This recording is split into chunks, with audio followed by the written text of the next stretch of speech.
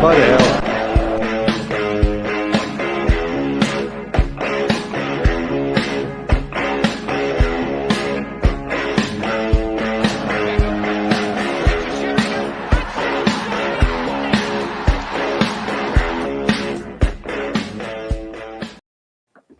Hello guys, hope you're well. Hope everyone is well. We're live just 2 hours after we first went live a few hours ago. But welcome back to another episode of Devil's Digest. We're going to talk about all the news surrounding United. How are you, Gavin? Yeah, I'm good. I got the children chained to the radiator in the basement, so no interruption. Incriminating yourself live on YouTube. I live in a bungalow. How are you, Kyne? I'm good, thank you. I'm good. How are you? Good. Yeah, I'm great, thank you. Yeah, it's been a busy week the past week, so I'm great, and I'm going to be relaxing in the next few days. I might be live with the Southampton game in a few nights, but it will be a quiet week for streaming, just to let everyone know before we get into the news.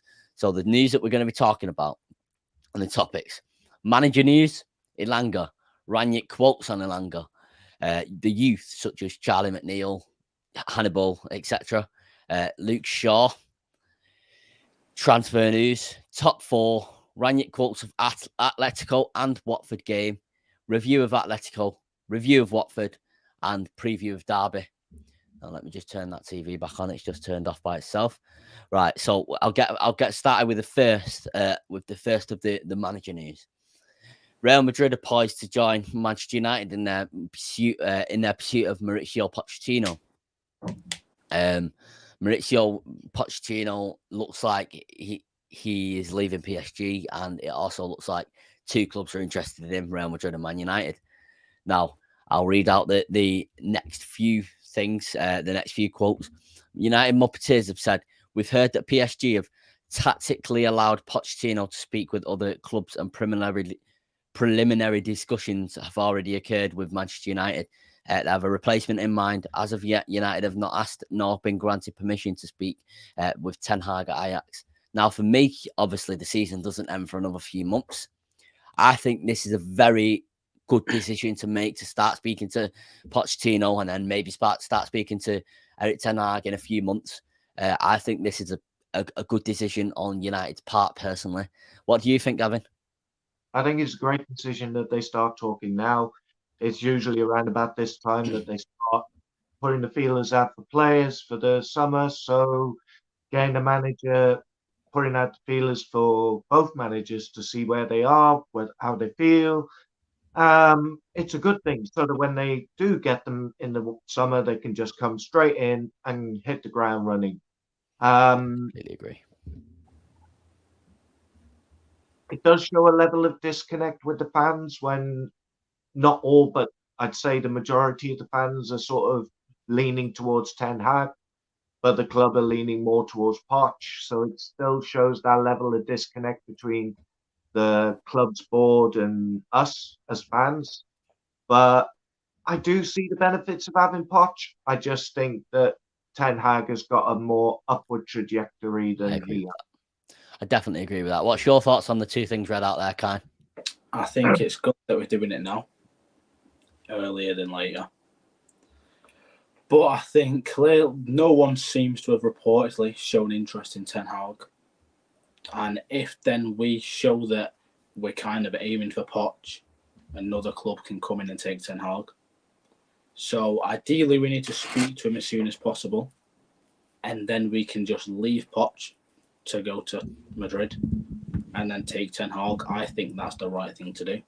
Ten Hag's the man that I want out of the two candidates that we're looking at. So I would rather Ten Hag, and I think the way to do it is to still talk to Poch, and as soon as we can talk to Ten Hag, start speaking to him. If he agrees to join in the summer and we get everything sorted, just leave Poch, let him go to Madrid, and then we've got our man sorted for the next few years. I do agree with that. I wouldn't mind Pochettino. Sorry, what was you going to say, Gavin? No, I agree with that, and sort of hoping that Real Madrid do go in for Poch, because that clears the way for Ten Hag.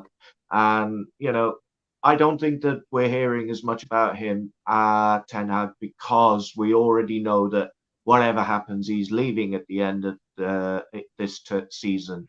But the problem is, United have wanted Poch since Ollie was sacked. I'm very surprised that they didn't go for him back then. But I'm really hoping that they sort of listen to social media. They're quite big on social media. I hope they put the feelers out, see what the fans are actually saying, and act on that rather than just going, "We like him, we'll pick him."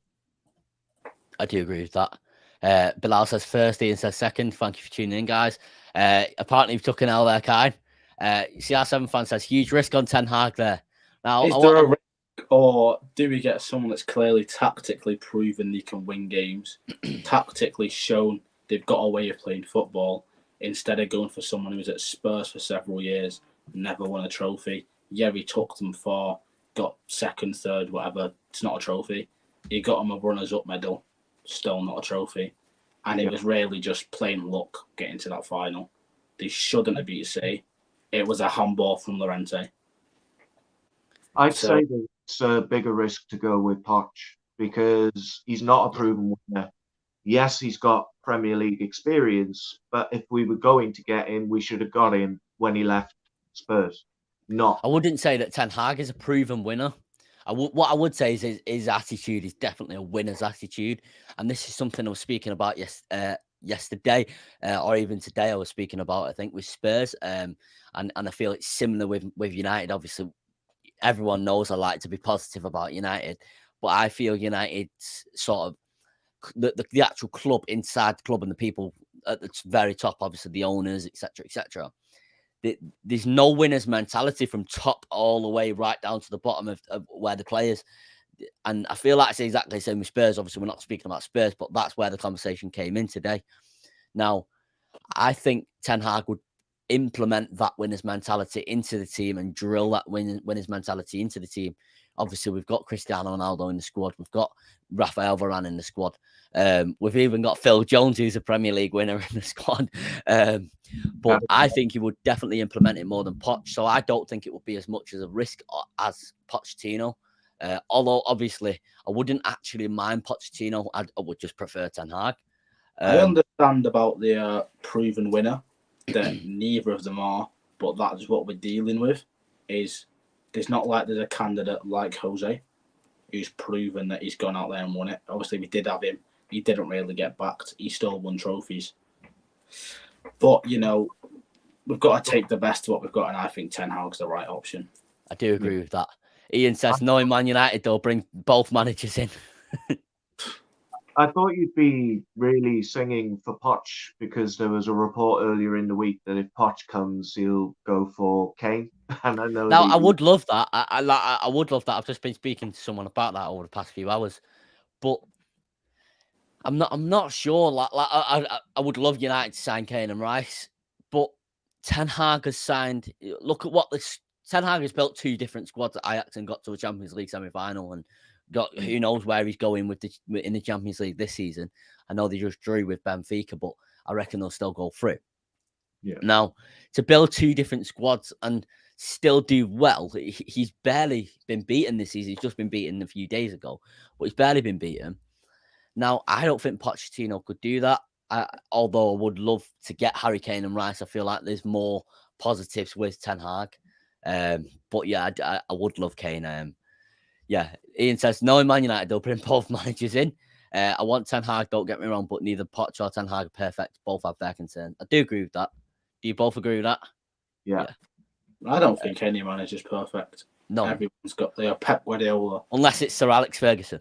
Yeah, no, he did get owned by Pep a few times in the finals, but every manager's got them bits. I don't think there is any manager in history who's never had a bottled game like Pep does, where he overthinks it and does too much.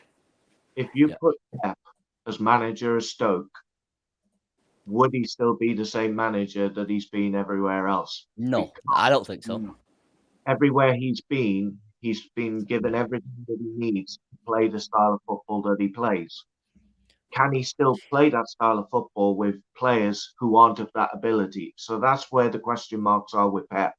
Brilliant manager, excellent tactician, the way he gets the teams running and working. And, it's not easy to play with a false nine the way that he plays it. But the question marks with him is, would he be able to do it with a team that isn't, backed by oil or whatever? Yeah, I do agree with that. It's one of the biggest debates in football, in my opinion, and one of the best debates. Bilal says Ten Hag is clear of Poch. I'll go for Hassan Hüttl from Southampton. He has a good bond with Ralph. He does, and I also do rate Hassan Hüttl. However, I don't think he's Man United quality personally. I actually do rate Hassan Hüttl actively though. Same with Potter. Both good managers, but it's whether top 4 managers. As much as I like Potter, yeah, you're right. Yeah. Ten Hag only has one away loss in the Champions League since he signed for Ajax. That is absolutely mental. Poch will be a yes man for the Glazers. I understand what people saying with yes man for the Glazers, but let's just take it right back down to basics. Let's say I work in an office, for example. If I then go against my boss publicly to a few million people, if I then go, I can't hear you if you're actually speaking. Work, you. Me do anyway, never. But if I actually went against, if any of us went against our bosses in work, then surely that's the end of the road or the beginning of the end, surely. Do you agree with that, Gavin, or do you think they should go against Glazers?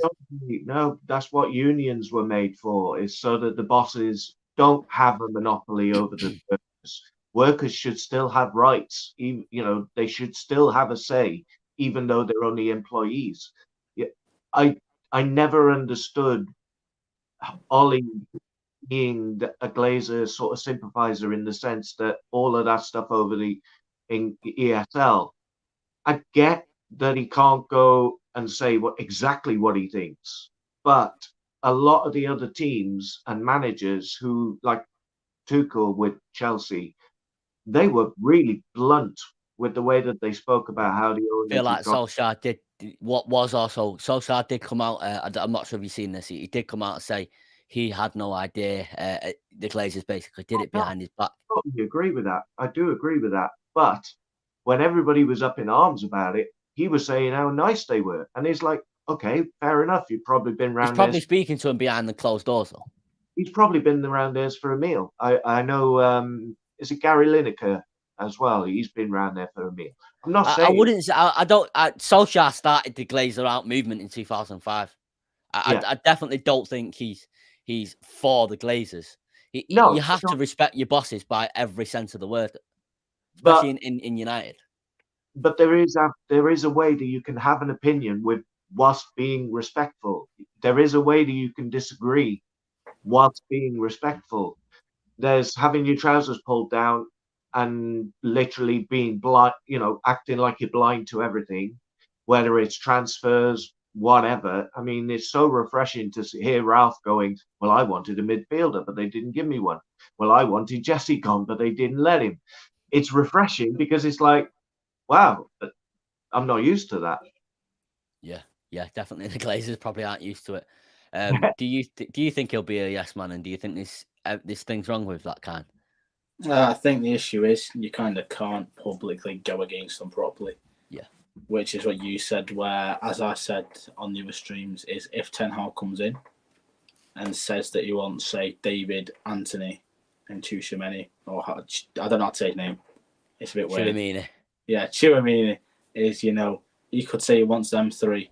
If they go, well, we're not really trying to spend that money, so we'll give you a centre defensive mid, and then we'll get you an average youngster. He can't then really come out straight up and say, I asked for this, they declined it, and told me I'm having this, because then he's going to get sacked. Yeah. And any manager knows that. Where Ollie, I feel if you go to some of his interviews and watch them all, I remember that he does subtly mention stuff that, is kind of out of his control. You can't always do it, and you're not guaranteed the players you want, which is what I said. If Ten Hag does come in, he needs to be backed. And I feel Poch will be more of a guy who won't want to have an argument. He'll just sit there while they go, no, we're signing these players. Where I feel Ten Hag would say, But if you want me to succeed and get trophies, I'm going to need this support for these players to fit my system, where Poch will just kind of let them do what they want. Yeah, I agree with that. I do. Why we didn't go for Poch? For Conte a few months ago. I think that's why we didn't go for him, because he would come in and he would have been saying, if you want me to succeed over the next 3 years, I want this, this, and this. Anything less, and I think it was a correct decision not to go for Conte, though, especially with what's happened over the past week with Conte's quotes. If Conte made them quotes after a United loss, if he was United manager, I think he'd be gone by now, and then we would have had to change manager again. It was the same with Jose. It was sort of similar vibes to the way that he talks. Yeah, it felt like the beginning of the end, but he seems to have backtracked at the moment.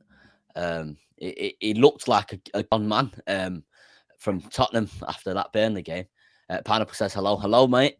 Never know. Ollie was a shield for the Glazers because they knew Ollie was manager who back him on, like some fans. But we were attached to him in the Glazers like that. Yeah, I can understand that. Darlington FC have pulled a coup signing last week. We signed the old Premiership defender David Wheater. I think I've heard of him on a short-term contract. I hope he does well for you, mate. Rice. Right, we will get into Rice soon. There's a few more quotes about Pochettino, maybe one or two. Like when Ollie was asked about the Pogba contract or Sancho talks, he would always say it's not up to him, it's out of his hands, which it is true at the end of the day. And Louis van Gaal has said exactly the same thing. Louis van Gaal and Mourinho both said, between the manager, I don't think it's the case right now. I think it was the case when Ollie was here, though. Between the manager and the top, it's just the manager and Ed Woodward, or the manager and the Glazers. There's no one else there. There's no middle ground. These players need a bollock, and they do. Right, so this is today from The Athletic. Dan Sheldon Sport. Mauricio Pochettino is the favourite to replace Ralph Rangnick in the summer, and the club have done plenty of groundwork to appoint the Argentinian. This is also from Chris Wheeler. Arnold wants to appoint the new manager as soon as possible after the end of the season, so he can play a part in recruiting new signings to replace those who will go this summer. United will prefer, I don't think you'll like this, Kyne, would prefer to keep Ronaldo and Martial if possible. Now, I'm going to go to you, Kyne, on this. What's your thoughts on them two quotes? Because I feel like it's a good decision, and then part of it is a bad decision. I understand the signing the manager, regardless of who it is, getting them done as quick as possible. So they've got a big part to play. Like I said, currently we've got loads of different players from 4 different managers with 4 different systems. You can't expect him to come in and work with that to his system. Martial is someone I really, really, really don't want at this club anymore. And ideally he goes permanently to Sevilla. I'm happy to keep Ronaldo. I love him. And I think that there is a way we can still work with him. Like against Watford, I feel like because he doesn't score and do the numbers he did when he was 28, people look at him and be like, he's a victim of his own success, really. If they just think he's not scoring 20-odd goals anymore, doing 17 step-overs and smashing it in. It's kind of like, against Watford, he was good. He wasn't as good as, I'd say, Matic, Tellez, were Elanga. But I think he was. I would give his performance out of 10, 8 out of 10 personally, and I've been a big critic of Ronaldo. Yeah, I would say that because because he didn't score doesn't necessarily mean he played bad. He got unlucky. The one bounced off his chest, which was the header, was purely because there wasn't enough power on the cross. And the one where he blocks the Bruno shot, it's just a bit of unfortunate. He doesn't intentionally stand there to block it. It's just a bit unlucky. But yeah, Martial, I don't want him here. He's lazy, he's got a bad attitude, and he doesn't like competition. So if he's got a competitive striker, he's just going to be a child, like he is, throw a tantrum, throw his toys out the prom. So he should go, bring funds in to potentially get David or another striker. I do agree with that. What's your thoughts, Gavin? I think they should give Sevilla the chance to buy him, because if he's carrying on the form that he's got, he's started quite well over there. Give them the option of buying him, even if we had to do it at a loss. I think having him on the books, like Kyne was saying, all it's going to do is cause more aggro in the dressing room because he'll want to be the point man, he'll want to be the number 9, and he won't like it that Ronaldo is taking the limelight. He was the same with Ibrahimovic. You know, he wants to be the man. He didn't like it with Cavani as well. So I think it is time for him to part ways. We've had some good moments, but that's exactly what with Ronaldo, I think football Twitter is very reactionary. He's either the best in the world or the worst in the world, the biggest flop, the greatest signing. You can literally, there's no middle ground with Ronaldo. And a lot of players, actually. We get it with Pogba, we get it with Bruno, De Gea. There's a lot of players who they're either very, very good or they're very, very bad. There's no middle ground. I And think we have to take into account Ronaldo is 37 years old. Yeah. And there's news come out today from Samuel Luckhurst that's saying Ranić doesn't consider him in the plans for next season, which I don't personally mind. Ronaldo is our top scorer this season, and we do struggle to score, but I will keep him around the squad definitely because we need that mentality. I feel like it could be integral to our next manager, whoever that's going to be. It could be integral to sort of helping. I don't know. Maybe I'm wrong. It could be integral to sort of implementing that winner's mentality. Maybe I'm wrong. But yeah, we'll get into the comments here. Hold on. That reporter is a reporter for Southampton, so he clearly has links with Potts, possibly. Ibrahim says, "Yo, I hope you well." Romano did say we love Rice, and he is on our top of our list, but it all comes down to the price. Fingers crossed. Right, we'll get into the transfer news now. We'll change the topic a little bit in the sense of we were going to speak about Elanga, but we'll get into transfer news before Elanga. Now, before I speak about Rice, I'm going to speak about Akanji. This is from Patrick Berger. Manchester United are pushing to sign Manuel Akanji, as already reported. The Swiss defender, who has rejected a Borussia Dortmund offer, is a Manchester United fan and dreams of the Premier League. According to Bild, Red Devils have made a concrete offer now, 4-year contract and salary, 15 million per year, price tag of 30 million euros. I've not seen enough of Akanji to say, yes, get him. I do think we need a centre-back. As much as I like Maguire, I do think we need a centre-back. What's your thoughts on this, Kyne? I don't really watch the Bundesliga, so it's one of them where you can't give a straight, like it's the Premier League. I can't give an opinion on him. I don't watch him week in, week out. I've seen him a few times. Yeah, I don't know. I'd need to watch him like it's the Premier League to form an actual opinion and analyse him playing. He could be good. I assume that if we're linked with him as a top centre-half for us, he's got to be pretty decent. I think he could be quick, but if he's better than Maguire and he's faster, it will work. It will work well, and hopefully signing centre-halves leads to a Maguire exit, because I don't think the way that we want to play. Hopefully, if we do get Ten Hag, then Maguire will leave. Maybe not this summer, but in a following summer when we sign another centre-half, if we get Akanji. Okay, that's fair enough. What's your thoughts on Akanji, Gavin? Well, Igalo was a fan of the club and dreamt of playing for us. That didn't go great. So, just because he's a fan of the club doesn't necessarily mean it's going to work. I don't watch him week, but obviously it's very hard to gauge a player that's in the Bundesliga, especially if they're playing for the likes of Bayern, Borussia Dortmund, because a lot of the other teams are not on their level, so they're always going to look better than they probably are. You've seen it with the likes of, Werner coming over from the Bundesliga. We know his qualities. We saw what he was doing. He was on fire over in Germany before he came to the country. In fact, I wanted him to come to United, but it hasn't worked. And there's a couple of players that have come. Jadon Sancho took a while to get, kick into gear, and he's English. So, yeah, I'd have to look into him more. But if it's a low price, I can't see why we can take the risk. I do agree with you there. This is some transfer news that you'll like, and it's from one of the most concrete sources, Kyne. Manchester United are following Ajax's Anthony and Villarreal's Arnaut Danjuma as winger options for the summer. This is from Fabrizio Romano via 5 Rio Ferdinand's channel. I want you to tell me everything you know about Anthony and more, Kyne. Go on. Well, before I get into Anthony, Danjuma, former Bournemouth player, he was solid for Bournemouth. I've not really watched him in the Liga because I don't really watch it other than Real Madrid when I can. He's a pretty decent player, but I would rather Anthony. He's so good, and I just feel like for our right-hand side, since Sancho's been put more on the left, he's going to be there for years, and he'll be part of an attack if we do get David, if McNeil comes in. You know, when we get out front three of Sancho, a certain striker, whoever it may be, and Anthony, it will be amazing. He's quick on the ball. He's very good with his dribbling.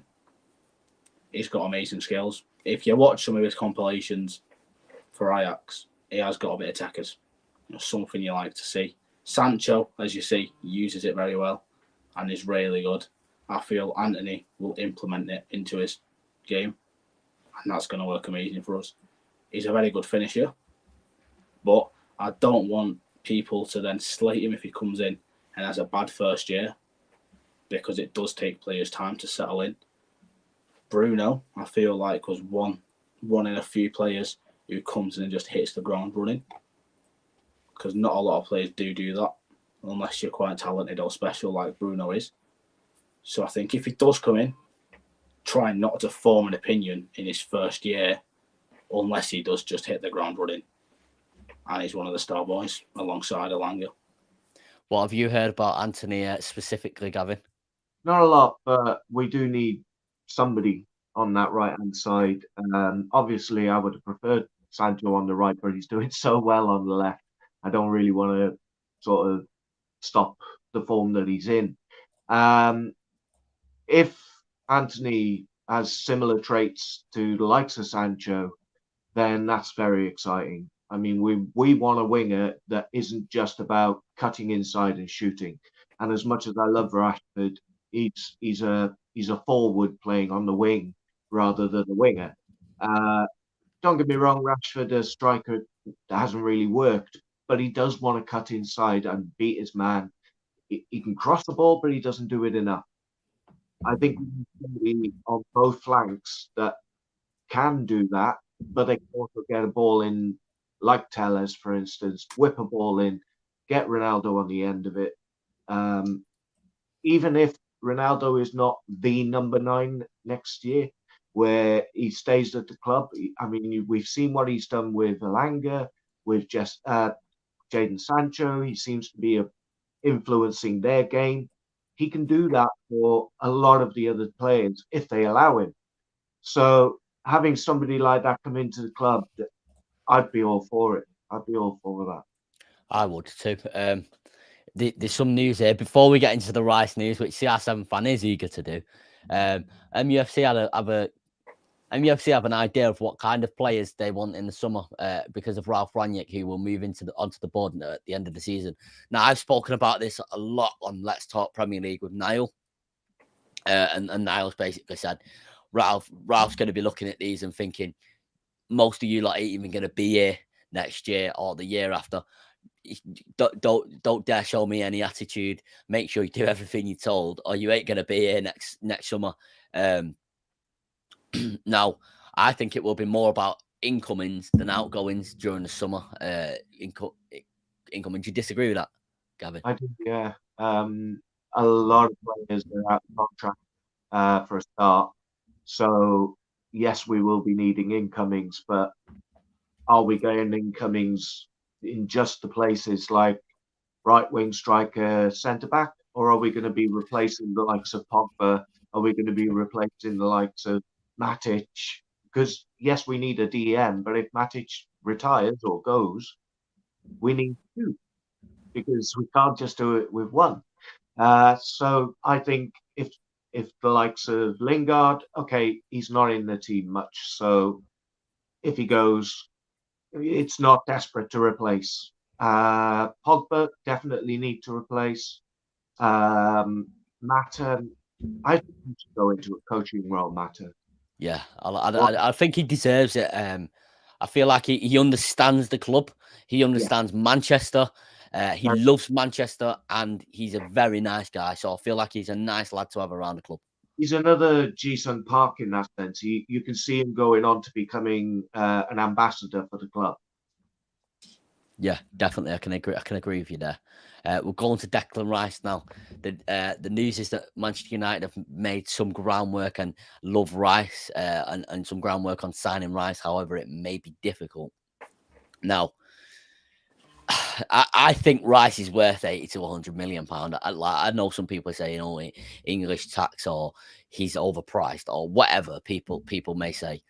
I think yesterday, just watching him, obviously I've watched him so much more than that, but yesterday, just watching him, I was like mesmerized. Like, we do not have a player that can just progress the ball forward like this, that can protect the back four like this, that can just, he's a leader. I feel like if we buy Rice, he should be captain within a few years, not straight away, because I feel like that's part of the mistake of what we did with Maguire. But I want to get your opinion, Gavin, on what we should do with buying Rice. Do you think we should buy him? I think he was 80 to 100 last summer, but I don't think he'll be he shouldn't be 80 to 100 this summer.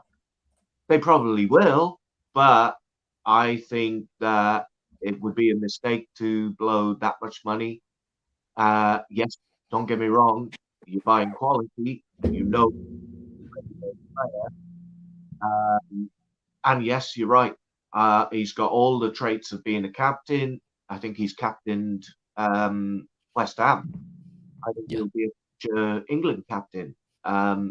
He's definitely got that star quality, but we don't know what our budget's going to be. Is it going to be 150 to 250? Is it going to depend on sales? Because most of the players that are going to be leaving are not sales. We might get money for Anthony Martial, but Sevilla aren't a rich club. They're not going to want to spend much. The players like Pogba and Lingard, who we could have got money for, we didn't. So a lot of the players that are going to be leaving, they're not going to be bringing funds in, apart from the wage bill going out. Yeah. So I just think that there's a lot of foreign players out there like Tchouaméni who could come in and do maybe not just as good a job, but nearly as good a job. Yeah. Would you love it if we did sign Rice? So let's say United announced it tonight, for example, we've signed pre-contract. Oh God, yeah, because I mean, you've only got to watch him, and he's like that not just for England, but he's like it for West Ham. He does it for both club and country, and it's not very often I've seen him play that he's had a bad game, and he commands the people that are around him. You can see the way that he talks, how vocal he is. He is literally orchestrating the team. We need somebody like that. We saw literally a couple of days ago what happens when you got somebody like Matic. Yes, he hasn't got the legs, but you saw what he can do when we got somebody of that quality of knowing that particular role. It changes the team. Yeah, I completely agree. What's your thoughts on the signing of Rice, and if we get him, Kyne? I'd say if we got him hypothetically for 120 million, I think I'd rather get multiple signings. And it comes down to basically quantity over quality. Yeah. And it's not like we're going to sign 3 average players like we're getting Lampteys. We're not signing average footballers. If we got Tchouaméni, Anthony and David for around the same price, say 120 million or a little more, to say 150, that would be way better business for the club, and it'd be a lot better for the team, because then we'd have a right winger, we'd have a striker, and we'd have that midfielder. And I was thinking about the outgoings. Obviously, it's rare. You don't really see loads happen. I feel like there's a lot of players that should leave, and they could leave for money. Like Shaw, I kind of want him to go. I was speaking to my dad about it with Rashford, is if PSG offered enough money, say 100 million, I would sell Rashford. I wouldn't. And I know you wouldn't, and I feel like it does hurt because he's Mank, and it's the whole idea that he's going to be a legend for the club. But I feel like if he goes, then on the left is already Sancho. I'd go and sign Damsgaard, who's a young baller. I feel like he'd do a good job.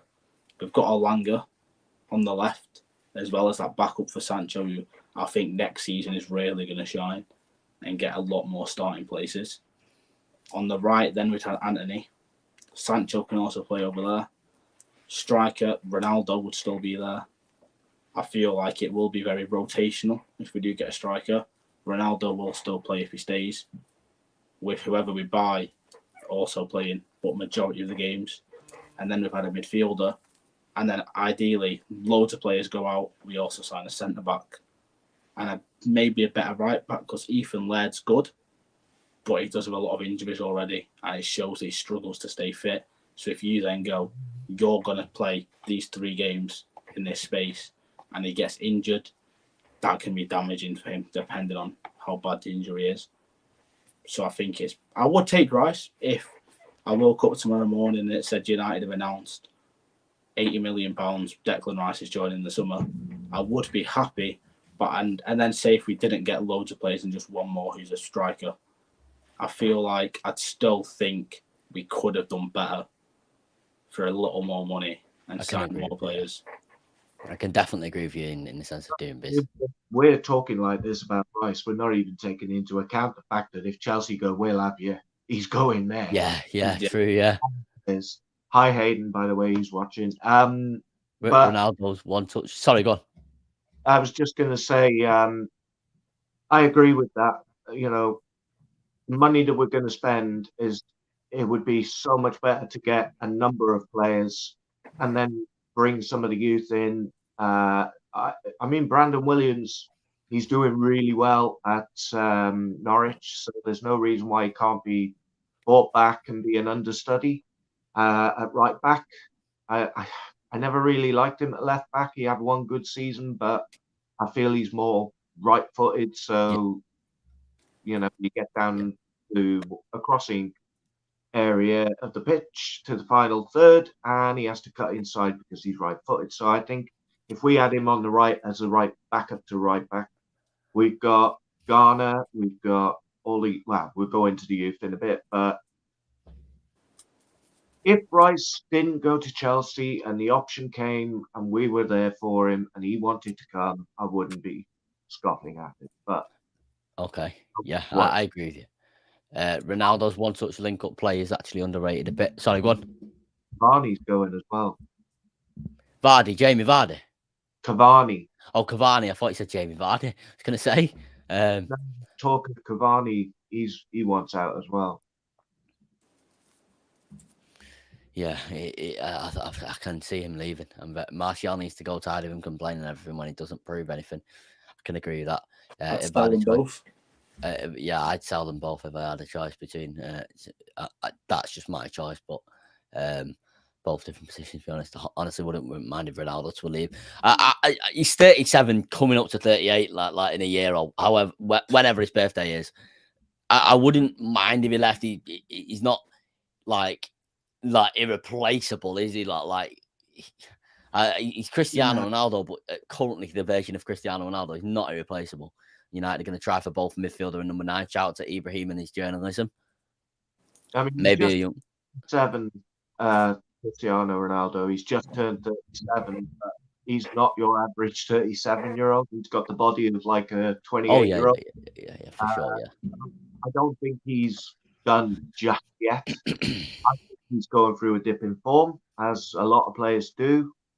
But you can never really write him off. I think he will come back good. But you can tell by his body language that he's not happy at the moment. He's walking around the pitch shaking his head. So, yeah. Maybe a younger starting striker needed. CR7 bench striker. Maybe someone that we've got in our youth academy that I've been calling to play for a long while now. Needs to play. Jesse March confirmed Leeds new manager. I'd seen. I've got Sky Sports News on just above me, so I've seen it. I think he was basically confirmed last night. Kanji has been discussed, but they're going to wait for the new manager, which I think is the right decision. Akanji will be an out by a replacement, I'd say, not a starter. Fair enough. He's 26 years old. Wait, who we talk about? Akanji, yeah? I think, yeah. Anthony is class. Yes. Barcelona could be in for buy. Oh, for buy, really? Yeah, apparently so. Well, we say really. He's literally just he's just been at United for 6 years, so it can't be. He's not bad, is it? 6 years, isn't it? That's 2016. We signed him. Doesn't feel like it's been that long. Well, that's because of the injuries, isn't it? Yeah, he's been constantly injured, unfortunately. He's a funny guy, though. I feel like he lights up the dressing room.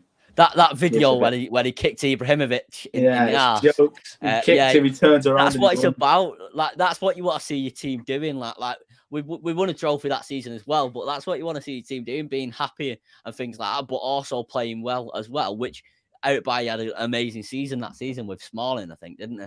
Yeah. Rafinha is better than Anthony. I will never say that because he's a Leeds player. But you've got the Premier League proven. I feel like it's a bit of a bad argument because then you can't really ever compare Premier League players.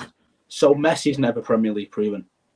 You're making a good argument. That's a perfect one for it. Is he's never played in the Prem, so is he better than Ronaldo? Is he better than Rooney? I've seen Rooney do it in Stoke. Never seen Messi do it. I'm taking Rafinha. CR7 fan says Elise is better than Anthony. I would say Elise is better than Anthony. I like Elise. We're going to sign maximum 3 players. I think 4 personally. Obviously, that's just guessing. I actually don't know anything. God. Ahmad can replace Lingard. Rice replaces Pogba. Young striker replaces Cavani. That sounds like a good summer to me. I really don't want Pogba to go. And I know you've obviously seen some of my Snapchat stuff where I do dislike him as a person, but more of like what he does. He's a bit snaky, but he's just so good. I mean, Watford, we're getting into the review later, but he was so, when he's given that space, and if we get Rice, I do so much to keep him because then he's got that cover. And if he's then allowed that space like he is in the French team, it's going to be amazing. And I feel like you've got to sit him down. That's why we need the manager done as quick as possible. Because if we then say we're getting Ten Hag in the summer, and Pogba goes, you know what, I like the sound of that, and they go, we're going to sign a DM for you. We're going to have someone that covers for you. He then goes. But is it then going to be, I need a good enough striker in front? If that's what he says, then I feel like, because when he came, I feel like we promised him, we're going to build a team around you. You're the star man. And then they didn't do that. They went, you know what, actually, fuck you. We're doing what we want. They did build the team around him. I feel like when Lukaku and Pogba that were there, it wasn't good enough. The players that they were bringing in weren't good enough. I mean, look at the French team. That's what's good enough for him. Is when he's got Kante, but we've got Varane. So now he sees that we are making an effort. And if you say to him, we're bringing in Ten Hag, we're going to sign you someone to cover the back. We're looking for strikers. We're potentially going to buy a right winger as well. Pogba then goes, I'll sign a 2-year deal. If by the end of next year or whatever I'm not happy, I feel we should do everything we can to get him to sign another deal for maybe 2 years, 3 years, and have an agreement where if he does say at the end of that season he doesn't feel like we've done enough, then he can leave. And then we get money as well, rather than him leaving for free and the same thing happened when he was in the youth. I can agree. He leaves for free. And then we ended up buying him back for loads of money. West Ham will do everything they can to keep him. I wouldn't be surprised if, like, let's say they won the Europa League or they got top 4 or both. I won't be surprised if he stayed because of that. We need Rice desperately. Stop that, Rash. He says we need to sell Rashford ASAP. Unfortunately, I assume that's a troll account. Schuamini will be. I think you will. Schuamini will be barely less. He will cost a lot too. I won't be surprised if he cost him a lot. I feel like he won't because. I feel like as much as it's a joke, English tax, it is a real thing. When the player's English, it's a Premier League team. They do kind of, they are more marketable though. They are. I understand it, but I feel like if obviously not got an exact price, it's not like FIFA or they've given you this amount. I feel like he'll be at least 30 million cheaper, 40 million, depending on Rice's price tag. I'm not sure. I feel like he can be around 60 million, 50 million. And that's a very good price and allows you then to buy more bigger players. I think we'd get Rice for 85 million, though. I think so, maybe 25 million more. Yeah. Well, it depends if anybody else goes in for him, because Yeah. you know what we're like when it goes for a bidding war. That's why we paid so much for Harry Maguire at the end of the day. Yeah. And teams know that we will bend over to get players in, so they're not as, you know, we're not the giant that we used to be in the transfer market where we can bully teams into giving us players. They know now, well, you paid 80 million for Harry Maguire, so you either pay up or you don't get. Yeah. I don't know if Chelsea going for Rice will probably get him. I think that's established. Yeah. Sorry for not being on stream much, working on a video, and that's no problem. I hope the video is good, mate. I'm well done for working on it. But they're leading for Shumini too. Chelsea are leading for Shumini too. Don't forget Garner. Garner should be in the squad, but as a backup, in my opinion. It's not our money. Would you guys sell Fred or McTominay? I would sell. I would sell Fred. I'd sell McTominay. Who would you sell? Fred. I do like McTominay. The role next to Pogba has played quite well. I really do. Yes, okay.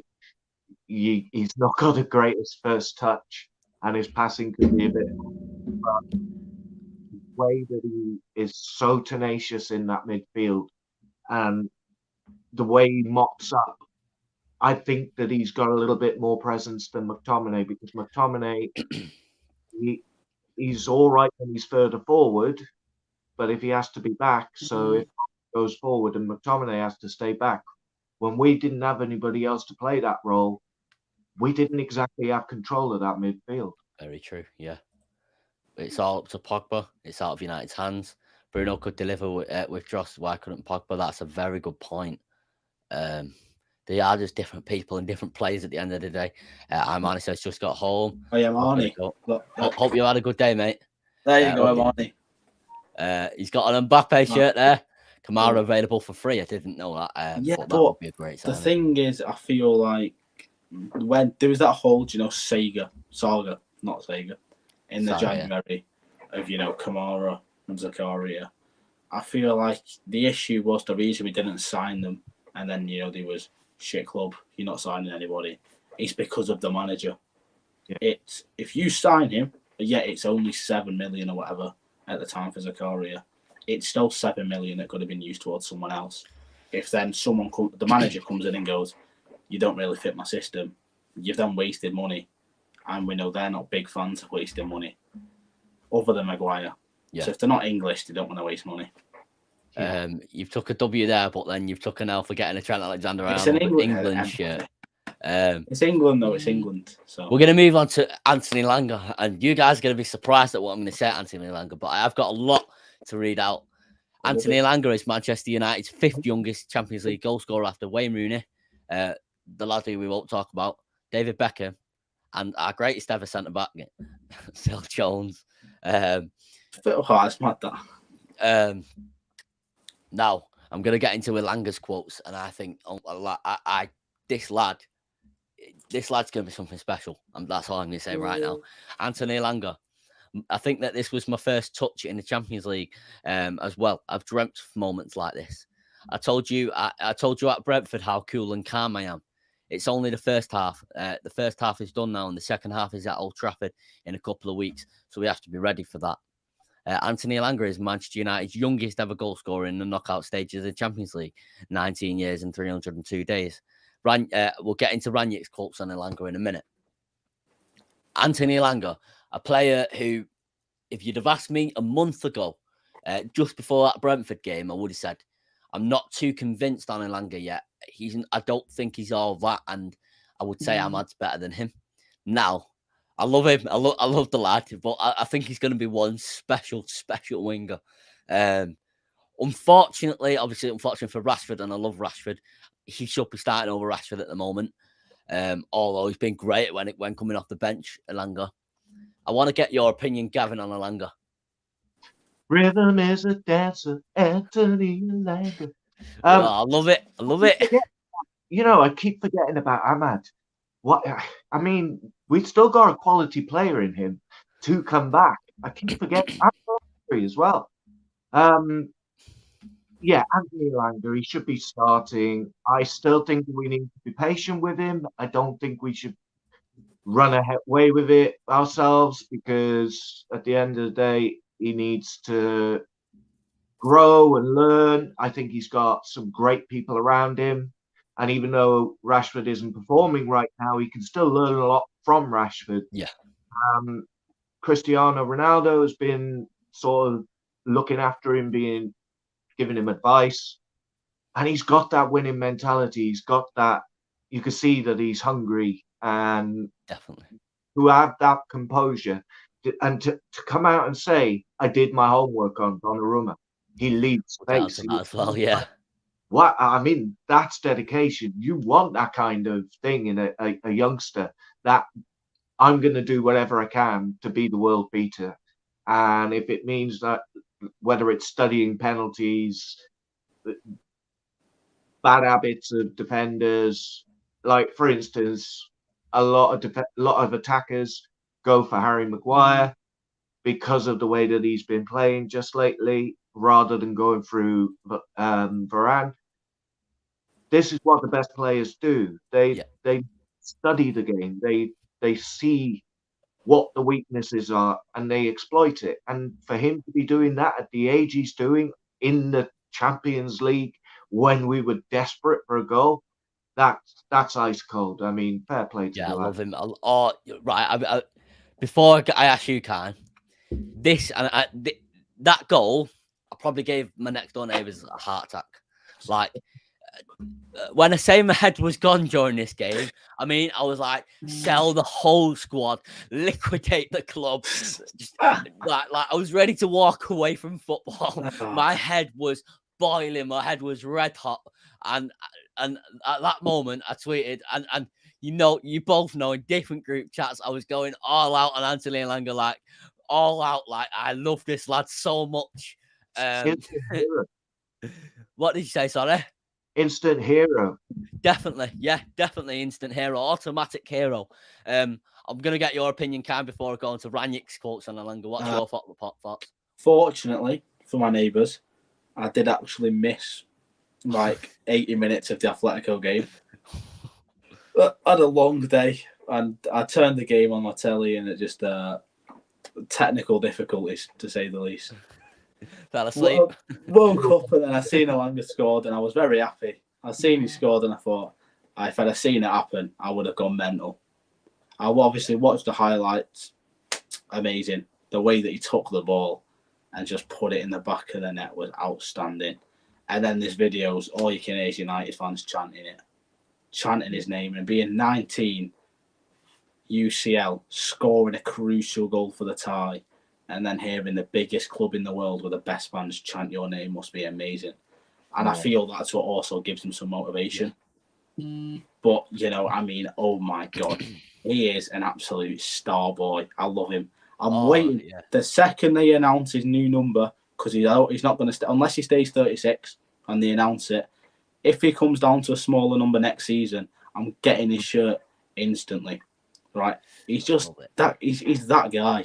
He is I feel like he is going, in a couple of years' time, or 10, 15 years' time, when he retires, we're going to look on the moments of, at 19, he was scoring in the UCL, and then he won it at 19 because he scored a hat-trick in the final.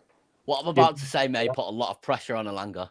And if you see this, Elanga, don't take this as too much pressure. We love you. Give him number 11. That's what I say. I won't give him number 11.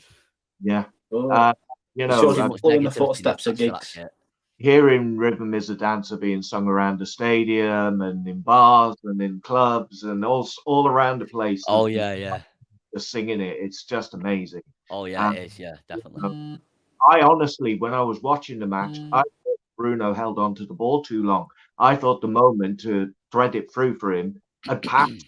So for it to get through and for him to control it, because it was a bit scruffy, the way Bruno got it through to him, he almost tripped over the ball. So for him to control it the way that he did and still slot it past Donnarumma, it's just, pretty on repeat. It was madness. Right, I'm gonna scroll. I'm gonna zoom down to my shirt here, and it shows Matt Busby's aces. And Obviously, no one will ever be compared in the sense of how legendary they are and how iconic they are. But I'm going to talk about youth, and we're going to talk about more youth in a minute. This is what's so exciting about football, about Manchester United. It's what I dreamt of as a little boy. What you would have dreamt of, Gavin. What you would have dreamt of, Kyne. Scoring an important goal for Manchester United in a Champions League game, or in an important game which is needed. It's what you dream of, and you think this lad could do anything he wants to. And the heights that he can reach are unprecedented, you know what I mean? And that's what's so exciting about football, and that's why we watch it. We're going to Ranieri's quotes on Elanga here now. There's a lot to read, so just bear with me. I wish a few other players would take Elanga as a role model. Not because he's doing everything right. He's just enjoying himself on the pitch. That's what it's all about. He's playing as if it's fun for him. He's playing as if for him it's a dream come true. It's a joy and fun. It's just joy and fun to watch. I wish a few other players would take him as an example. In the first session, the night before the Palace game, Elanga was the player with the best training performance. So I asked my colleagues and staff about him, and I already found out that he had almost decided to leave the club on loan. Anthony Elanga. I always do my homework when I'm playing against other teams. Jan Oblak doesn't really like that other side. He comes out and leaves huge space for me. I've still got to be composed and calm, but I was able to slot it in. Happy days. And here's a big boost for Anthony Elanga. Sweden's national team head coach Jan Andersson plans to call up Anthony Elanga for the national team next month. National team for the first time next month. Now, he's a very humble lad, and I don't think I'm not talking about inside the game here. I'm talking about outside the game with his quotes and things like that. I think he's not celebrated this goal too much, which I like. Obviously, be happy, etc., etc. Love it, but we've still got to play the second leg, and I think he's going to be ready for that. And I think he should start that game. Would you both start, Elanga? Yes. You can both answer at the same time. Yeah. Definitely. 100%. Right, we'll go on to youth now, as we've just spoken about a youth player. We'll get onto the comments first, though. Rhythm is a dancer. I think I've got the rhythm. Random is a dancer. Oh, that's it. I was going to sing "Random is a Dancer." Elanga adapted to men's football very well. Elanga ain't the most special talent, but his adaptation to men's football and his determination will be the reason. I think it's a very special talent. I think you're not giving him all there. If you watch him play, I mean, Watford as well, he was up. But you see the difference is, I feel like he's like Rashford when he first came through. Is a lot of youth players will kind of panic and think, I don't want to risk going one-on-one with him. He's an experienced fullback. I might just play it safe inside. Against Watford, he was showing he's got the pace, he's got the dribbling, and he kept doing it. Was just ping the ball, sprint past them, nice few touches, skill, play it into the box and creating chances. And that's what's amazing. He will make it at Man United. And that's, definitely. I feel if you said to me, he's going to be a star player in 5 years, but we don't sign, say, Anthony, I would forget about Anthony. And I'd have Elanga in my hands like he's my child. I love him to bit. I said it today, which is a bit. There's a picture of someone taking a selfie with him before the Watford game when they come off the team bus, and he was smiling, and he's got braces, and he's just adorable. It sounds weird, but he's just adorable. No, he is. Yeah, he is. He's definitely a lovable guy. I feel like he's the type of guy to see fans at a park and have a kick about with them. Yeah, he'll bump into him and say, "Do you want to play longest?" And he'll say, "Yeah." He is one of us. You can tell he's one of us. Like, he's just a young lad that wants to enjoy football and enjoy playing football, and he's doing that. And I think I treated something like, you're living our dream and you're doing it with pride. Like, there's so many young players we see to get ahead of the hype, and it doesn't really work out. I wouldn't say Rashford personally. I think he got the number 10, and he thinks he's done it all. I think he got the 10. The number of Wayne Rooney. I know you don't like it, but sometimes you have to just think. He had 10 last season and did very well. But, I feel like now he's done well in the 10 shirt, and he kind of just thinks that and I hope that he does change his form and he becomes the player that he once was. and he finds form. I don't want him to do bad because I've claimed that he's finished. I just think the route that he's on, it looks like he's going for a bit of a Ravel Morrison. And I feel like it. I don't think Ravel Morrison. It's not as bad. There was don't get me external wrong. issues with Ravel Morrison. But he had undiagnosed ADHD. in the sense of that led him down gang life. I feel like that Rashford potentially, if it doesn't get fixed, could be en route to a downhill. I don't want him to. I can see what you're saying. Like it just doesn't work out. It just looks like his time out from the first team. I think he needs to warm the bench. But I think he needs a holiday and a bit of rest. Yeah. Give him. The thing I like about Wenger is how calm he is. He doesn't let this go to his head. Yeah. He plays with pride, but he's well aware of the opportunity that he's been given, and that's why he's so professional, and that's why he is taking advantage of the opportunity that he's being given. Definitely, yeah. With Rashford, I'm hoping that he will see the impact that Elanga has had. It's been all over social media. It's been however many years it is since Rashford broke on to the scene. 6 years.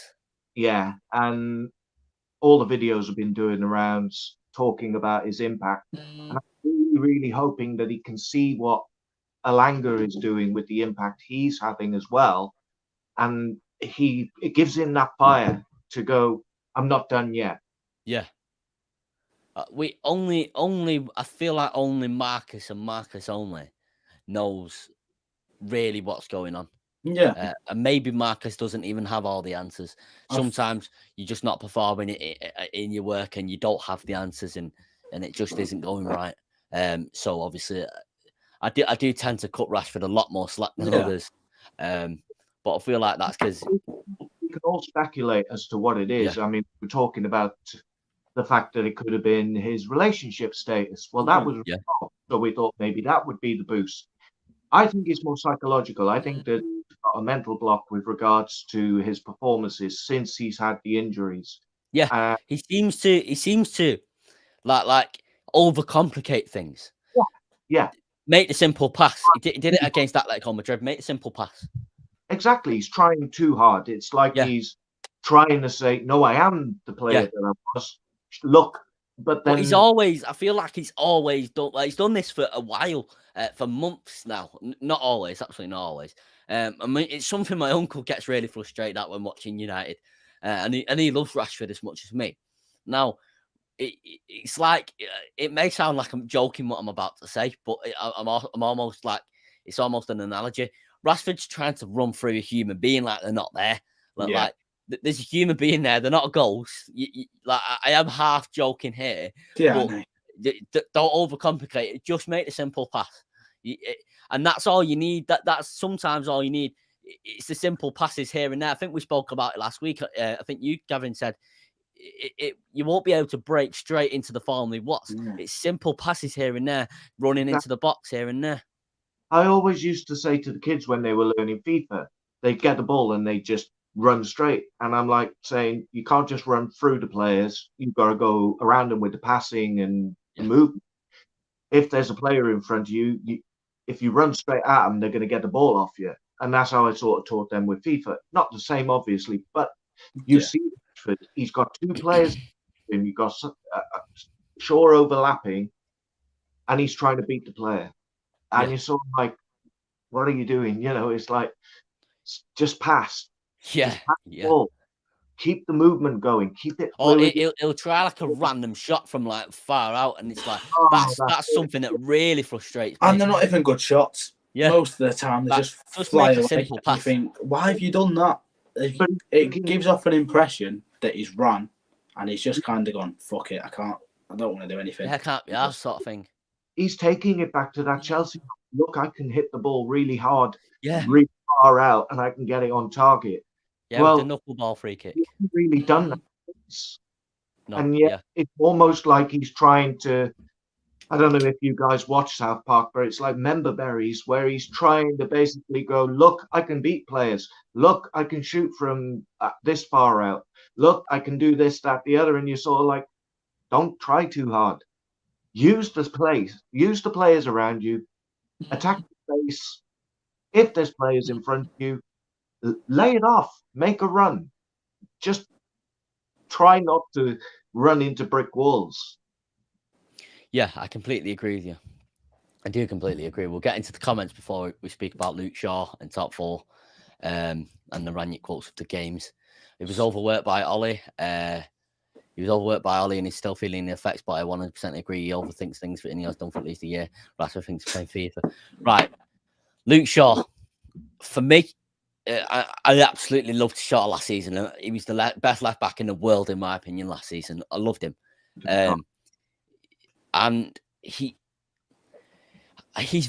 frustrated me. I felt like it was the last straw against Atletico Madrid for me when he came off. And at this point, my head was gone. But I still feel the same with this now. He looked so emotionless, like he didn't care. Like we've just, I would argue, one of our worst performances of the season. That, and you looked so emotionless, and at that point, I was stood in front of the TV, like I need to go and speak with this guy. He needs to come in this house, and I need to speak with this guy to motivate this guy. Like what's wrong with you? Surely, at least, like when Rashford came off against Villarreal, which is one of his worst performances of his career, which spoke about him. And I remember him doing that like that, and he kept doing it, and he was very stressed out. And I want to see you stressed out if you've not performed well. I'm not saying Tellez is a better player than Shaw. Yeah, he is. I'm not saying that. I don't personally believe that by pure ability, but hard work it almost means as much as ability, in my opinion, in this case specifically. Shaw is someone, you can tell I'm quite het up about this. He's someone that's frustrated me over the past 6 months. Always out of position. Like he can't be arsed running. I feel like he's one of the ones, I don't have any proof, I don't have any reports or anything. I just feel like he's one of the ones that don't particularly care. And I would personally sell him in the summer. I want to get your opinion on Shaw, Kyne. As I was trying not to flex, but when I was speaking, we were speaking like in pre-game in the box while enjoying some like nice scram. It's going to mention it a couple of times. But we were speaking about him, and surprisingly, everyone in there did no ball, which I kind of wasn't expecting. All good United fans. He just runs when he wants. He's like a little Sunday league player. He kind of can't be asked to be there. He's just there because he's been asked to be there by the coach. He's gone, well, we need you to play today. And, you know, there's the whole issue about his weight. And we said it was when he was stood on the free kick, from where we were sat, he's got timber on him. He is a bit of a chubby guy. And Rooney, that was okay because he was putting in performances and that was just his build. It was just a stocky, you know, kind of get in there, aggressive. Shaw doesn't. And then he complained that, you know, there's a quote where he couldn't lose it. You know, he's struggling to lose weight. And I think it's just down to laziness because if you're that rich and you want to lose weight and have that determination, you'd invest in the best nutritionist you can get. Yeah. He's already got United facilities, which I assume the gyms there are amazing. He'd get someone, a personal trainer, to help him lose weight. He'd get a proper diet going. And if he really wanted it, you know, he would invest in these and pay people to help him to get to his peak body. And he doesn't really care. And I think ability-wise, Tellez is better. And Tellez was outstanding against Watford. And I feel it's them games when you see them performances, you think, he is actually better than Luke Shaw. Luke Shaw last season was a one-season wonder. You know, it was all lovely calling him Shawberto Carlos. And when he did score in the final, he gave me hope like I've never had in my entire life. And I loved it. I feel like there's more to it than just a one-season wonder, though. Yeah, I feel like... obviously, he had issues with when he had the leg break. And obviously, it damages your leg. And I feel being out for that time is going to mentally affect you. What Jose said did also. It's okay, you know, calling them out on that, but it's the way you handle it. Is if you're that professional, you speak one-on-one. You say, look, I like you as a player. You're a really good player. I want you in my plans. But you need to lose weight, but focus a bit more on the physical side and, you know, get fitter, do this. And there is going to be loads of factors.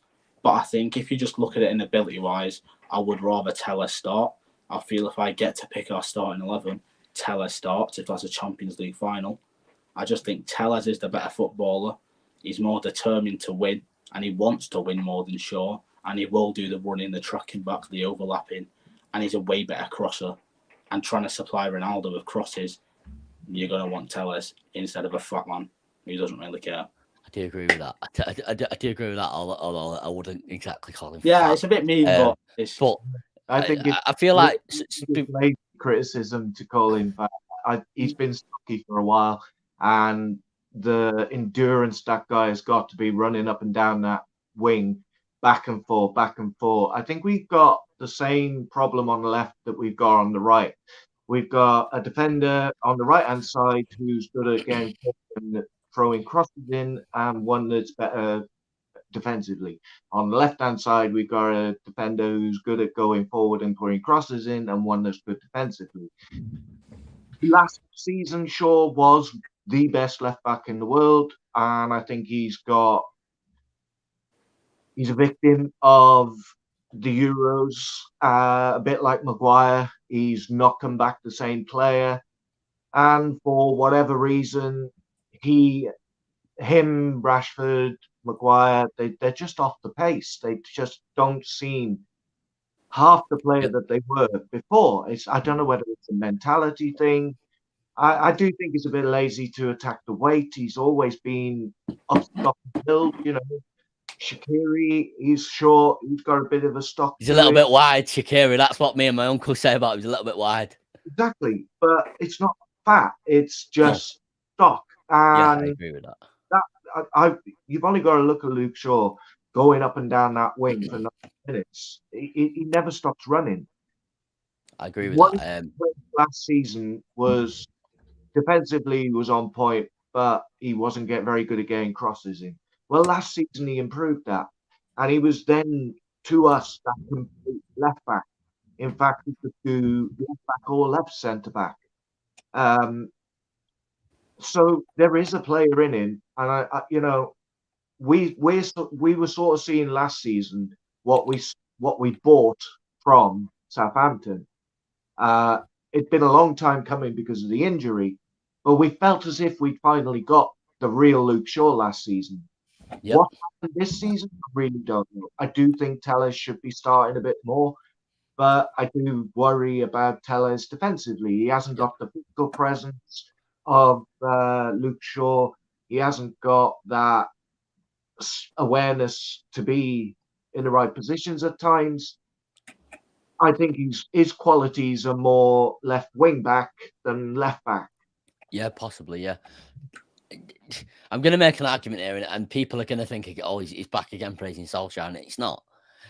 Certain players are system players. I believe Mohamed Salah is a system player at Liverpool. It works wonders. It works incredibly. I believe that Marcus Rashford. There's an argument there, and I hope I'm not right.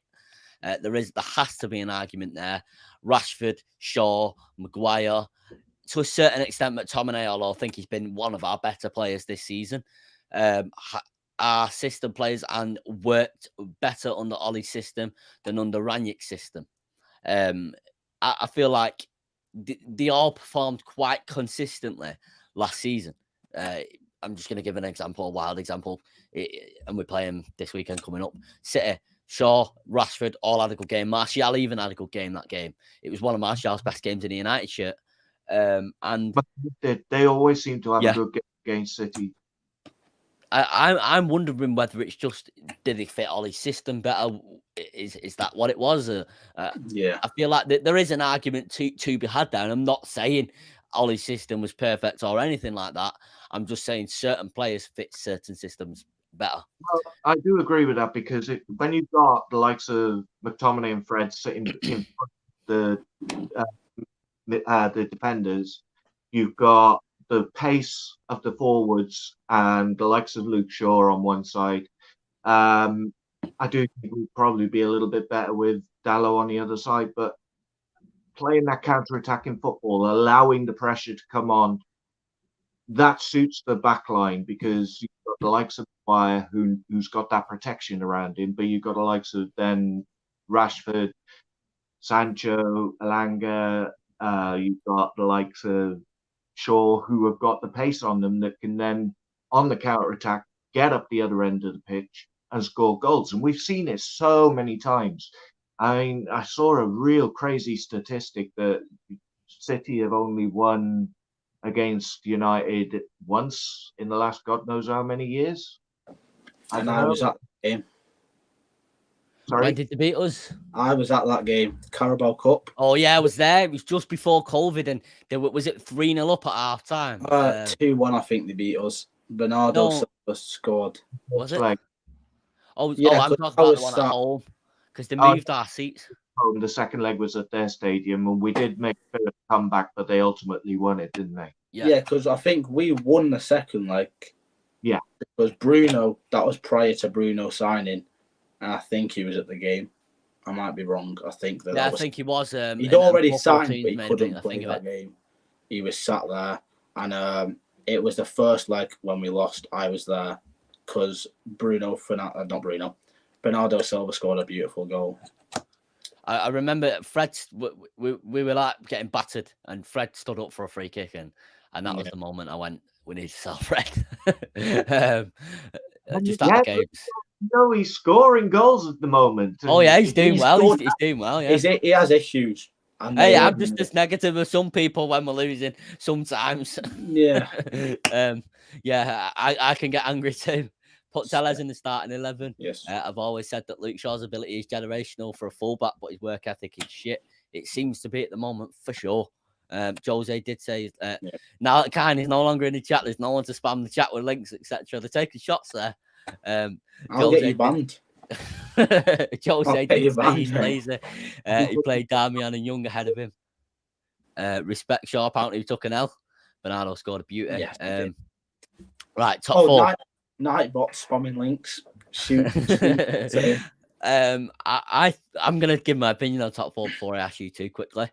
Top four, do you think we're getting it? Because I think we're getting it. Arsenal have got 3 games in hand. That is, I think Chelsea, Liverpool, Spurs, I think it is.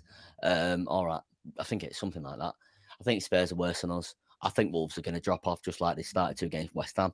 West Ham are going to concentrate on the Europa League more. I think they're the only contenders. I feel like we're still going to get top 4. What's your thoughts, Gavin? For those 3 games that Arsenal have got to play, which are difficult, we've also got some difficult games coming up. When they've played those games, they've got 3 easier games coming up. So I think it does level itself out a little bit. We've had, I would say, the last few games we should have had 9 from 9. Very disappointed with the draw the other day. So I do worry because we have got the better teams coming up, the top half of the table coming up, and if we've been performing the way that we have against the bottom of the table, then what are we going to be like against the top? Now, if we're talking about formations and things like that, we sit back, invite pressure, and hit them on the break, then yeah, we could stand a chance. But I don't know whether Ronaldo could play in that system, because has he got the legs to be going on a counter? He's already getting caught offside. And aside from him, Cavani, well, I mean, he might as well have gone in January. I'm annoyed with Cavani.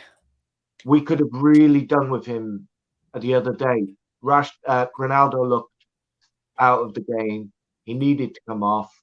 And there was nobody really that could come on other than the likes of Rashford in his place. But Rashford's not a proven striker. Yeah, I can agree with you there. Top 4.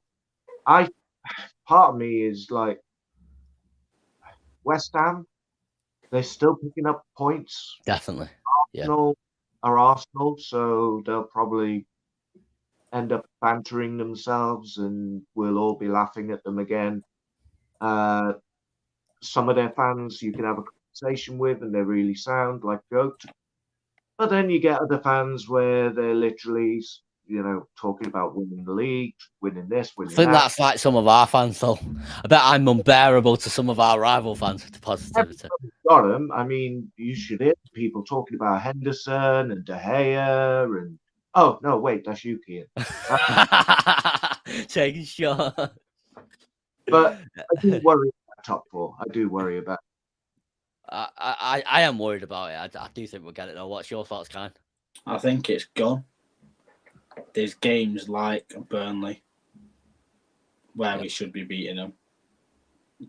Teams like Watford where we lost one, drew, should be beating them. A team like, there's lots of teams where realistically we should be beating them. And, Burnley's in that list considering their position. Watford's in that list considering their position. I feel like Villa is a team we should always beat in the league. Maybe draw, but that's another team where I feel like we should win. Southampton's another team where we should win. There's lots of teams where we should be winning and we don't. And that was an issue under Ollie as well, where I feel like when we kind of had that title charge, I guess, when it looked like we could have actually got a title and challenged continuously for it, we'd beat the big teams. It was always them little teams where we just wouldn't win. And it comes down to thinking, do the players have a win against, say, City? And then if they've got Watford next week, obviously we can't have Watford next, but as an example, do they then slack off and go with one? So you know what? If we can beat City, we can beat Watford, so we'll slack off. We won't train properly, and then act like they've already done it when they've not. It's gone, in my opinion. I feel like we could still be in the race, if not confirmed it, if we'd have beaten them teams, which we didn't do. I feel the main focus, if I was Ralph, is in the Prem games, still try to win it, but, go for a little less small, not small, but weaker teams. Like City, just play a bit of a weaker team and focus on beating Atletico in that second leg. And then whoever we get in the next round, focus on beating them. And if it does come to really, realistically, if Arsenal do lose, and then that gives us the chance to go for top four, I think that's the best idea then. Yeah. But I just feel like for now we've been dropping points. Arsenal are clearly finding a bit of form.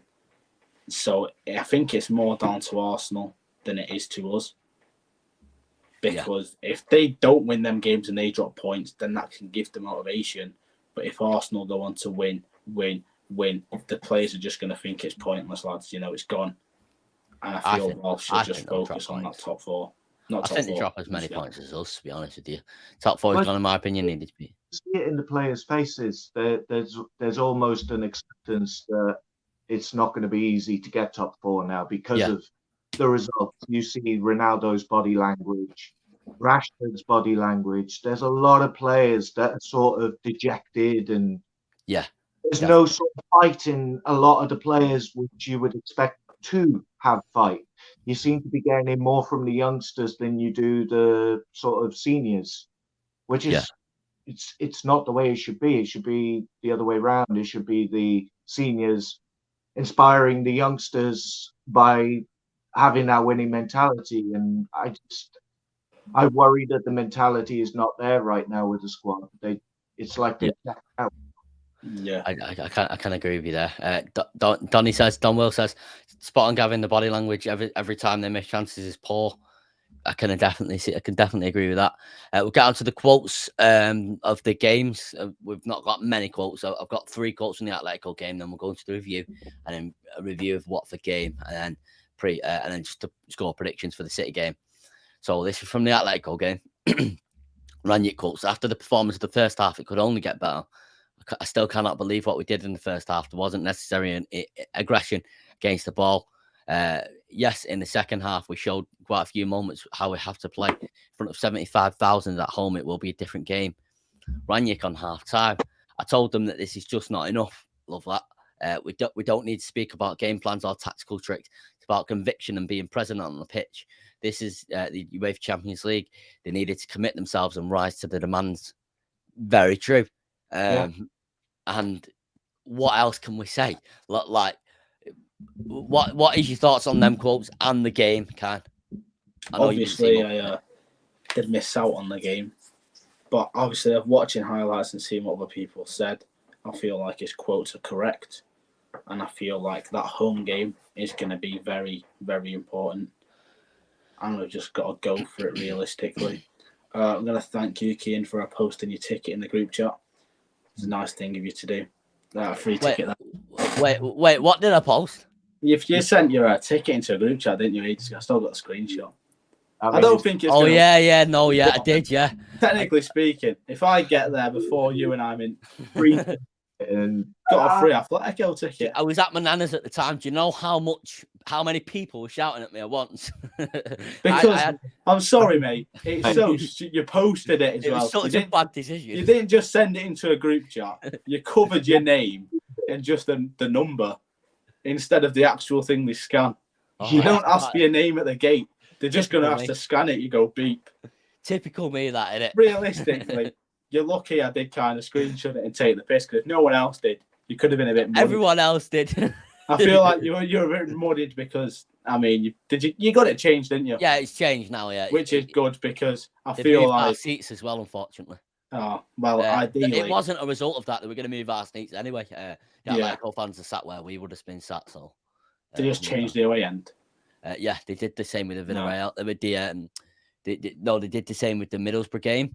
We were sat in the the new standing section, where the barriers are, and obviously it may look nice on TV, but for it to actually work properly, I feel like we'd have to change our ground to more like it is at the Allianz Arena. I've never been. It doesn't really work at Old Trafford, so at Allianz Arena there's so much more leg room, so. So much more leg room. There's so much more. They're like leather seats, and it almost works perfectly. But obviously, at Old Trafford, it's completely different. So it doesn't really work. I think Old Trafford needs terraces.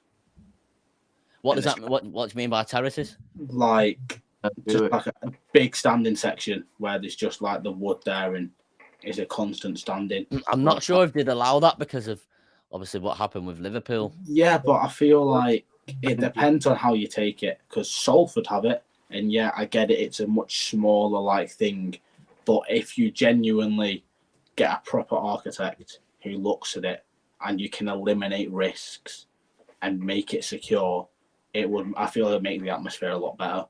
And then you've got a big section of big fans who are, jumping around. They can learn from past mistakes. I mean, part of what happened with Hillsborough was, yes, it was the terraces, and yes, it was the fencing at the bottom which separated them from the pitch, but it was also the fact that loads of fans were just allowed to funnel into the doors. So there was more fans than there should have been. People that are going in and out of the stadium now. Definitely. So even if you did have the terraces, there's not going to be that stampede that there was at Hillsborough, which contributed to the tragedy. So and also the current the 6 clubs trying it. I think United, I'm not sure whether Liverpool are involved. I think City are involved. I'm not sure the other 4 clubs with this standing section.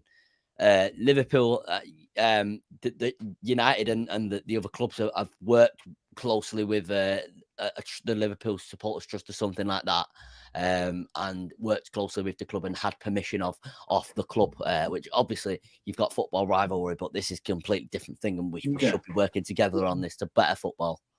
If you're looking at the sense of what happened with Hillsborough, if Liverpool are actually spearheading this and are trialing it themselves, with everything that happened, you have to trust that it is going to work, because they've got more rights to disagree to this than any other team, really. So if they're on board with it and they're saying, yeah, we like the idea of this, then it must be good. Definitely, I do agree with that. Obviously, I just wanted a little. It was a sort of rant, but it turned into a sort of nice discussion that about the seats and things like that. So these are the quotes of the Watford game. Just want to get another plug in there. I was at Stretford Paddock. Massive thank you to the guys at Stretford Paddock for giving me an opportunity to go to there and do the watch along there. It was nice to see the lads and Stephen else. second half. Pardon? Kyne was played by the lamp in the second half. Well, I got told. So I went toilet, and they said that's the rules of the watch along. You lose your seat, you lose your feet, or lose your seat, you're on your feet. Whatever that saying is, that's what I got told. I have heard that many times, but that's what I got told. So we're going to the Ranić quotes with Watford now. Ranić said, "It is frustrating. We did everything other than scoring. Hard to take that result. We were in full control for most of the game. We need to be sharper in front of goal and can hardly create more chances than we did. A frustrating afternoon. 5 massive chances in the first half, 3 in the second. Sometimes we were unlucky, like when Cristiano Ronaldo hit the post, but we had one-on-one opportunities. This is not luck. This is sharpness, efficiency, and being clinical. Our job as coaches is to help the team create enough chances. The number of clear chances we had today had to be enough to win the game, to win a game like this. Now, for me, the performance, I couldn't fault the performance, really. Like, there's obviously little faults here and there. Obviously, not every performance is perfect. We didn't win the game, so it weren't a perfect performance. But the actual performance in itself, forgetting the missed chances, it was a good performance. We just have to take our chances. This is a repeated thing over the past month that we've been going through, not taking our chances. It's like a little phase we're going through. Gavin, what's your opinion on the game and the chances missed? Well, I like the fact that we're actually creating chances, because that was a part of the problem beforehand. We weren't creating enough chances for the striker. And it was the same last season as well as this. You know, it's been something that's been part of the team for a while. Getting crosses into the box for somebody like Ronaldo, you need to be doing it quite frequently. And it's good to see that we are now doing that, but we just can't seem to finish our dinner. And that's whoever is in the box. We've had Bruno in the box missing open goals, Ronaldo missing open goals. But the performances have improved. You can see that there are definitely better performances from the whole team with regards to the way that they're handling the ball, the way that they're moving through the phases, the fact that they're getting the crosses in. Everything is a positive. It's just putting the ball in the back of the net. We're also not conceding hundreds of goals. You know, the defense seems to be solid. There doesn't seem to be too many leaks at the back. So if we could just get the ball in the net, I think we could start looking at it, saying, yeah, you know what, we can do this. Definitely. What's your thoughts, Kyne? I think the game, as well with the quotes, is right, is there was so many little patterns of play throughout the whole performance, which was, just amazing. Like the Elanga chance where he missed it. It was so unfortunate. Just a great pass. Pogba played it. Comes through to him and he just missed it. The Ronaldo one with the post was so annoying because everyone thought he scored. Like from the angle where we were sat. Yeah, I thought he scored. And there was a lot of people in the Stratford end as well who were cheering. Was just kind of seeing it go, was celebrating. I looked back down to see him celebrate and the ball was back in play. And I didn't really know what was going on. Looked up at the little TV, which is like 5 seconds behind the game, so you can kind of get a replay. And I just thought, how on earth that happened? Yeah. And then he scored an offside goal. And Elanga missed his chance. Bruno missed the one-on-one. Well, looking back at the picture, he should have just squared it to Ronaldo. I understand the whole kind of people think it's like, it's not FIFA, don't sweat a goal or whatever. But sometimes, I understand that he can score them goals. But the keeper's like right there, right there. You're best off just trying to play it across for him. And Ronaldo realistically isn't going to miss it if you give him a decent pass. Unless it's behind him or too far away, he's scoring it. You just play it across to him, his first touch, goal, 1-0. It was a 6-0 game, 7-0 game. And I think people knew that prior to the game was that he does coach these type of wins. Because everyone was saying, I reckon it'll be 4-0, 3-0. Norman Whiteside said we'd win 3-0, like I did. United legend, scored the winner in the 85 Cup final. Did in fact meet him. But, it is them games where how have we not won it? And it's not, where people are going to look at it, you get your football Twitter people, or people that don't really understand football go, you're shit, you drew to Watford. Yeah, but if you look at the game, we weren't actually shit. No, yeah. We were some of the best football I've seen from us all season. And it was overall, there's nothing to really fault other than the final third of scoring. There was not really a single player I could pick out at the end of the first half or second half, and you go, maybe would have won that if he played a bit better. Yeah. Fred was amazing. Matic, for his age, was so good. Unbelievable. And I think he was even better after a little altercation. I don't know who the player was because you can't really see from that high up. I was a bit delayed to look at the replay as well on the TV, so it was quite hard. But, he threw the ball at the Watford player, and then 2 seconds later, he Cruyff turned one of them, played it back inside, mugged two of them off at his big age. And overall, his entire game was amazing. Fred was amazing. Pogba, out of the world, as per usual. Unbelievable, yeah. I feel like it is just, Elanga was amazing. And you do get people like, Bilal said that he didn't play good. I just feel like that's because of that one missed chance. He was one of our best players. He was getting in between the lines, making great passes. Watching him run down the wing. Hard. Yeah, doing everything we could possibly ask of him, except put his chances away or take. But the thing is, I think that, as one of my coaches say, is with just bad passing, but it also leads to shooting. It becomes a virus. One person does it, someone else does it, and then everyone in the team starts misplacing passes.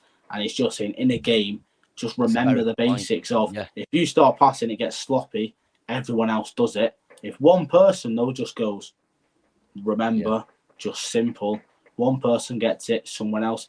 And that's what we were saying was, if we scored them 5 minutes in, when it hit the post, 11 minutes in or whatever, when Bruno had a chance, if we'd have scored early on, the floodgates would have opened, and it would have finished, I think, 6-7-0, because then they've got to come at us. And we already had them on ropes. And it was a game where you're going to look back on it if we don't finish top 4 and go, bloody hell, how did we not smash them? Yeah. Because we should have. It does just come down to the final third. And it is sharpness and a bit of confidence. They just need that one goal, I think, or 2 goals, 3 goals in a game. And there will be a smashing eventually. And when we get that, I think games after that game, we will see the finishing and the balls going into the back of the net, because everyone's just caught the virus of scoring instead of misplacing shots. Because we had 3 on target out of 22. That's like a Saturday league. Yeah. You think Ronaldo? Reminds me of when we played Burnley and Tom Eaton had that great game and we couldn't get any shot. We had like 29 shots and 1 on target. Yeah, it's. It was unbelievable. That De Gea is not getting man of the match. Must be doing something right if he's not getting the match. But it will click. We can't afford to wait too long for it to click, because when you're dropping points to the teams that you're dropping, then when you get to the teams where you really do need to win, but they're better than the teams that you've just struggled against, it then puts more pressure on the players, and you get Bruno doing things like score when he could be, laying it off, and they start overthinking it. And it's when they start overthinking it, that's when they make decisions which aren't correct. It needs a little bit like Rashford, just to breathe, just to simplify it, just take your time, just think about what you're doing, what you're doing, and just play your football. Don't worry about whether you're going to be the hero, Bruno's going to be the hero, whatever. Just focus on the team, focus on what you've been doing in training, and just play your game. Yeah, I completely agree with you. We've got City next, so it's obviously Derby Day. What's your score prediction? I'm going to go 2-0 United. What's yours, Gavin? I'm going to go 3-2. I do think they'll score, and invariably they do score first. And we do love a good comeback. I do think that it'll depend on how Ralph sets up the team, because if he sets up similar in the style of what Ollie set up, then I think we have a positive result. If he sets up with the 4-3-3 and trying to be a little bit more attacking, I don't think we've got the players to do that at this precise moment in time. No, yeah. I think Lindelof played brilliantly with Varane the other day, but Maguire will start. I think Tellers has done enough to start, but I reckon Shaw will start. I think Alain should start, and I hope that he does. Dallo, I don't know why he hasn't been playing. How he could be dropped for the Atletico match. I don't get me wrong, Lindelof did all right, but it was so odd to have AWB and Dallo on the bench. So I'm hoping Dallo comes back in. Even though AWB did all right against Watford, he's been a bit hit and miss this season. And I just think we need players on those wings that are going to get the ball in the box, that are going to get the ball to Ronaldo. And if he gets the service, it is going to click. Yeah, I do agree with you. What's your score prediction, Kyne? It'll either be a 2-2 or it'll be a 3-2 win. Okay. Yeah. I've got a 3-1 United. There's a feeling, I think we should play the same team as we did against Watford. Yeah. But Sancho on the wing instead of Pogba, because that's how he was kind of playing out. And he did switch where Ronaldo would go out wide and a bit of in-game tactics. I just think same team. Wan-Bissaka was amazing. Lindelof, he made a goal-saving tackle. Yeah. Varane was amazing. And I feel Maguire does kind of make that level drop. With Maguire alone in there, you kind of just come down an extra level. There's no disrespect to him, he just don't think he's good enough. And the pairing of Lindelof Varane just works. Who would you take out? If you're moving Sancho to the wing and you're putting Pogba in the mid, who would you take out? Fred? I'd take out Fred. Fred, yeah. I'd still start Matic, and I understand, but there's going to be a sub in the game. There's a debate to be had that I may play Fred and McTominay. Like, I know people don't like that partnership, but like against these, I love McTominay, and I do love him. But there is also a point where when you're watching it, you just think maybe we will be a bit better if he does just come out and we've got Fred. The only issue really with Fred is with the way he tackles. Yeah. To win this game, though, maybe he runs in like a headless chicken. Yeah, but I don't know, because it's just to look at it, because Matic, I feel, plays really well. But maybe City will just outrun us and just play it around us. Just another training session. Who knows? It's Mr. 60 Matic. He can play that role, and he can do.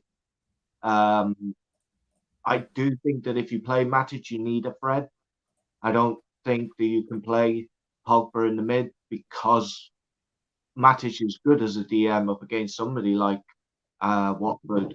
But is he going to be good enough against the likes of City with their players? Like, they've got a wealth of talent, not only on the bench, but on the first team. So is he going to be able to run the midfield the way that he did the other day? And if Pogba's going to be in that forward box-to-box role, then he's going to be left exposed. He's going to be left play around him. I do agree with that. I want to thank you guys for tuning in, though. I was planning to have a quiet week with streaming. However, I am tempted. I'm not going to guarantee it. I am tempted to stream a watch along for Crystal Palace and Stoke, or Middlesbrough and Tottenham tomorrow night. So keep an eye out. Between 7:15 to 8:00 p.m. UK time. I may possibly do a watch along. Do the Spurs one. There's more chance of an upset. Yeah, and I can say it's the history of the Tottenham about 50 times, like I normally do. That's all you ever tweet. Yeah, it literally is. The second they lose, it's the history of the Tottenham. Yeah. Hoping for a bang. Yeah. But thank you guys for tuning in. The next time I will be live, probably tomorrow night at this point. I probably will decide to go live tomorrow night. And thank you, Gavin and Kyne, for again coming on. I hope you've both enjoyed it. Yeah. Starboy Elanga. Definitely. Love Elanga. Coming for the Ballon d'Or. We'll end it on that. Anthony Elanga is coming for the Ballon d'Or. See you later.